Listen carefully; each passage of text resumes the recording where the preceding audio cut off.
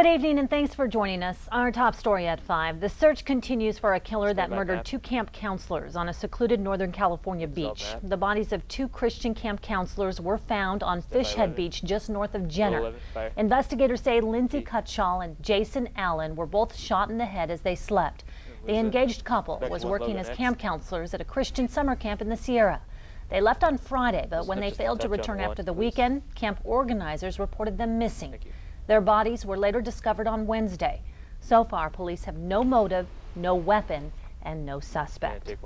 And that murder case is causing some concern among weekend campers. However, hundreds of Northern Californians were still determined to enjoy the outdoors today. They flocked to camping and hiking grounds in the region. But some say the double homicide of the 2 counselors is weighing heavily on their minds and making them not take safety for granted. Well, it's really sad because I heard that they were 2 Christian couples, and that really concerned me being a Christian too. So that's really concerning. But I was wondering why they got killed. You never know how people are or anything. Just have to be safe and aware of your surroundings at all times.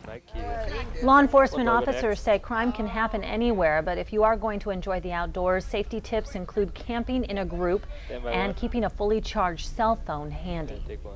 An Elk Grove police officer shot and injured a runaway driver after he thought the man was pulling a weapon on him early this morning. 27-year-old Mike Whitkin raced to his family's home on Edgeware Way after fleeing from a routine traffic stop.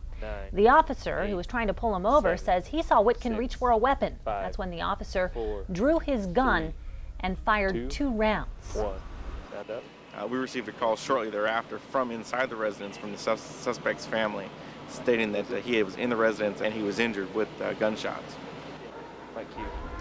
Mike Whitkin then surrendered to authorities and was taken to UC Davis Med Center for his wounds. He is charged with felony assault and evading.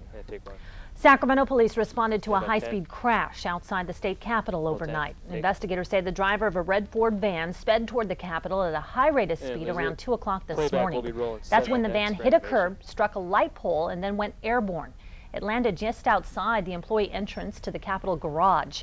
The driver was taken to UC Davis Medical Center. At last check, he was in critical condition.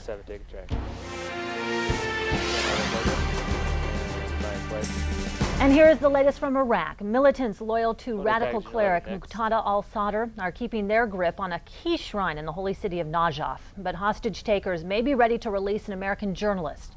Elaine Cobb has the very latest from Baghdad. American troops again clashed with Shiite militiamen in the holy city of Najaf, facing mortars, machine gun fire, and rocket-propelled grenades. Clearly, the 2-week-old standoff at the Imam Ali shrine is far from over. Fighters loyal to rebel cleric Muqtada al-Sadr are not just in control, they're defiant. This fighter accuses the government of being traitors by cooperating with the Americans against Iraqis. We will be victorious, he cries. Al-Sadr's men say they're still negotiating the handover of the shrine to senior Shiite religious leaders. But they're still bickering over details, including a demand by the fighters to stay and guard the site.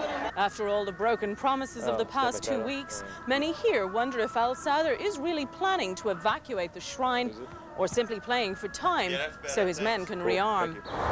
Beyond the walls of the shrine, residents of Najaf are trying to pick up the pieces of their lives. But the scars of war are everywhere. Buildings destroyed, vital supplies hard to come by. As al-Sadr's men keep resisting a deal for control of the shrine, an aide to al-Sadr says the death threat against Micah Garin has been lifted and the journalist could be free in a day or 2. But al-Sadr himself is nowhere to be found. He hasn't been seen in public in days, prompting concerns about his next move. Elaine Cobb, CBS News, Baghdad. A Marine from Marysville has been killed in Iraq. 27-year-old Harvey Parkinson III was shot and killed by Iraqi insurgents near the holy city of Najaf on Wednesday. Parkinson was stationed at Camp Pendleton near San Diego. He was a member of the 11th Marines Expeditionary Unit. He is survived by a wife and 2 sons. Parkinson graduated from Orland High School in 1996. Roll 7, take a track. And Mike, wipe cue. Democratic presidential candidate John Kerry has been busy firing back at ads that attack his military service. Kerry's campaign released a new internet ad today that compares the attack on Kerry's service to the insults that Bush fired at John McCain in the 2000 presidential election. In one of the Bush ads from 2000, he claimed McCain had abandoned his military unit, which proved to be false. Kerry's campaign team says this shows Bush is only using old tricks to try to defeat Kerry. Well, on the heels of Fahrenheit 9/11, another documentary scrutinizing the Bush administration premiered on Friday. It's called Bush's Brain. It's based on the best-selling book by the same name, which examines the role of presidential advisor Karl Rove. Nancy Holland reports. George W. Bush would not be president without Karl Rove. Those involved in this film and admirers of strategist Karl Rove agree he is brilliant. Karl is now co-president of the United States. On much else, they diverge. I think the dangerous element here is this is a guy who, as we've researched him and as we've made this film, it really will stop at nothing to elect his candidate. In the documentary, Rove is referred to as the man behind the curtain.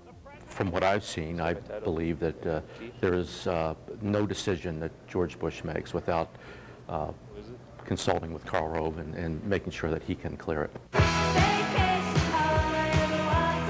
Filmmakers hope, like another documentary, Fahrenheit 9/11, Bush's Brain will get attention and could have political impact.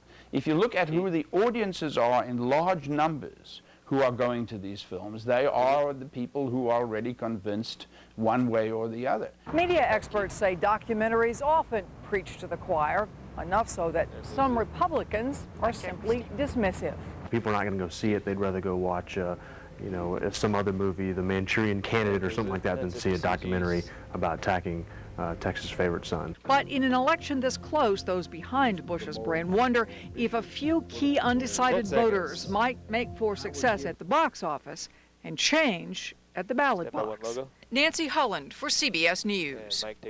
In the meantime, George Bush Sr. left the Olympics today. The former president said the Greeks had allayed any security fears he initially had before the Games. The senior Bush is head of the U.S. delegation to the Athens Olympics. Also, Michael Phelps earned his 5th U.S. Olympic gold medal on Friday night in the 100-meter butterfly race. And Iraqi soccer fans are celebrating. Iraq's Olympic soccer team has reached the semifinals, beating Australia in the quarterfinal. Jennifer Cryer will have more on the Olympics and all of your sports news at 6. And up next here on KOVR 13 News at 5, manicures and facials aren't just for ladies. The new spa treatments pampering a tougher crowd. Plus, we're going to tell you how you can win a Harley and support a good cause at the same time. I'm meteorologist Christine Hansen, the KOVR 13 Weather Center. A little cooler today, beautiful around the northern portion of the state, central portion as well. This is a look at the Sacramento River, and temperatures very comfortable, even for the opening of the state fair. Yesterday we had 80s. We're looking at 80s today. 86 in Orangevale, still a little on the hot side. Yuba City 96 degrees, 88 in Modesto, 80s in Tahoe. So what about the rest of your weekend? Sunday, will it be as cool? Will we even talk about some rain? Well, you'll find out. Stay with us. A complete Northern California forecast is coming up.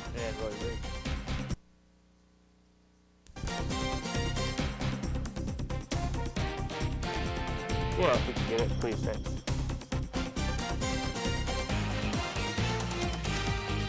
And Mike, dissolve cue. Good evening and thanks for joining us. Our top story tonight, a 7-year-old Stockton boy is recovering after toy poppers exploded on him without warning. Now his mom and fire investigators are wondering how safe these Sprite bombs really are. Rebecca Somack joins us now. On the key wall. Absolutely, Michelle. All parents should listen to this story so they can protect their kids from an accident like this happening involving a very popular toy. It was an extremely scary situation for Trisha Velasquez and her son Brandon after 2 packages of these so-called Sprite bombs reacted without warning. He was screaming and there was smoke just everywhere. 7-year-old Brandon Velasquez, back from Damerson Hospital, shows us the burns he suffered Saturday night after 2 packages of Sprite bombs reacted without warning. And when you throw them on the ground, they pop and make a boom noise. That's what they are. But this pack that he had didn't do that. Brandon had just bought the 2 packages from an ice cream truck driver. He went inside the house and was starting to hide them down the front of his pants when the accident happened. I didn't know if the house was on fire, he was burning on fire. I didn't know what to think. I was in shock. I was scared. And so was he, and he was just screaming. The whole house was full of smoke. And there was no popping? There was no popping or no nothing from it. It just was smoke everywhere. It burned me in my belly button.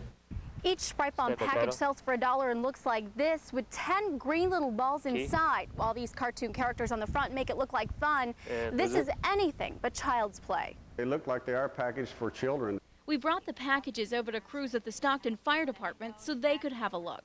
They've got some sort of melting went on, and melting in and of itself is an indication of a chemical reaction. Chief Costanza hasn't heard of the product and without knowing the ingredients isn't able to tell if it's illegal, but he is concerned. I'm going to be turning that over to the fire prevention first thing in the morning, and they will start their investigation through their own channels. That's it for CGs. And they will find out what they're made of and what the caution should be and how it should be packaged and how it should be sold.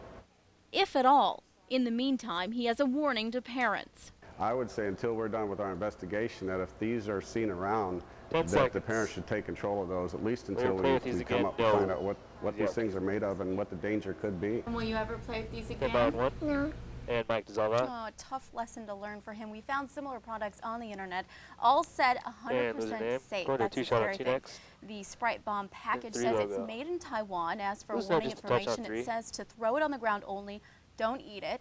You asked to keep it in a cool place away from fire, and it's designed for ages 8 and up. That is all that's listed. Brandon is doing well, and of course we'll keep you posted on the investigation. And looking at the package, it does look very kid-friendly. And are these the same type? I know not you the have same boys, so and they play with the ones that pop on the ground. There are these little, like the cap guns. I've seen those. There's also sawdust ones. Sawdust ones. I think those are probably what you're talking about. I think 10 years ago there was these other balls that you cracked together. They're all very similar, but these are specifically small, tiny green balls.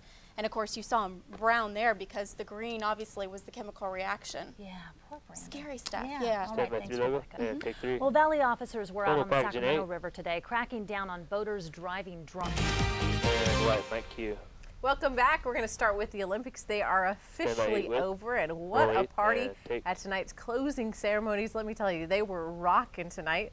Hopefully we can show that video. There's the fireworks going off. Now, Mia Hamm carried the American flag into the stadium for the U.S. She, of course, is retiring. Now, a little Greek orphan girl put out the flame tonight.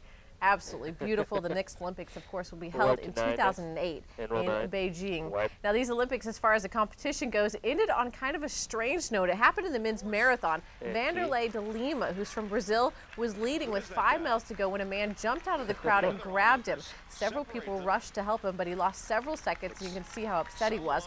He wound up finishing in third. An American took silver. It's the first time a U.S. runner has medaled in the men's marathon since the 1976 games. There you see him coming in, a true sportsman there. Now, the U.S.'s final gold medal in these Olympics came in boxing. Andre Ward, who's from Oakland, won in the light heavyweight division. It's the U.S.'s first gold in boxing since the 1996 games. So how did the U.S. finish? Well, for the third straight time, the U.S. tops the medal charts at the Summer Olympics. The U.S. won 103 medals. That's more than they did in Sydney and Atlanta. They won 35 gold, 39 silver, and 29 bronze. Russia finished second, followed by China, Australia, and Germany. Now, the U.S. women's basketball team won gold yesterday. They beat Australia 74-63. The U.S. women haven't lost a game in the Olympics since 1992. Most of the women are now on their way back to the U.S. because they've got to get back to their jobs. Playing in the WNBA, the Mars get back at it on Wednesday up in Seattle, and you can bet Yolanda Griffith, who helped win gold for the U.S., will be telling her Sacramento teammates all about Athens. And roll it 9-8 white track. I'm happy. I'm excited. This is a great team they put together. We had great coaching staffs. We had great leaders. 3 players going for their third gold medal. My second. You know, what else can you ask for? I mean, it's just a great feeling. And Mike, take 3. 2 golds for her. How great, huh? Now to baseball. And how about Barry Bonds tonight? He was incredible. Let's head out to Atlanta where the Giants were taking on the Braves. There's Hank Aaron, the home run king, watching Bonds tonight. And Bonds put on quite a show in the third. The huge bomb here off his former teammate Russ Ortiz. That's a 467-foot shot, the second longest at Turner Field, and it's 2-0 Giants. But guess what? He's not done. In the 5th, his next at bat, he does it again. This one went 462 feet, the third longest at Turner Field. He now has 696 for his career. He is closing in on Babe Ruth for second place on the all-time home run list. Bonzo still not done here. He rips a shot through the middle. Bonds went 4 for 5 tonight with 6 RBIs. He's batting .368, tops in the National League. Giants going to win 9-5. They are tied for that wild card spot with the Cubs and the Padres. Amazing.